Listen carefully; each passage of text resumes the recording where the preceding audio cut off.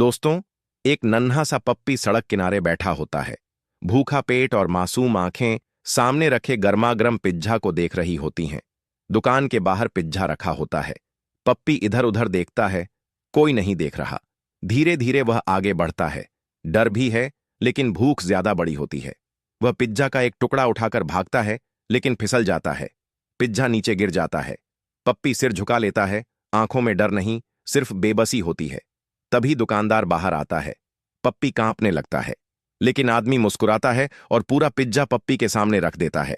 पप्पी की आंखें चमक उठती हैं, पूंछ खुशी से हिलने लगती है। दोस्तों, कभी कभी चोरी भूख से होती है, बुरी नीयत से नहीं। अगर इस पप्पी की कहानी ने आपका दिल छू लिया हो तो एक लाइक जरूर करें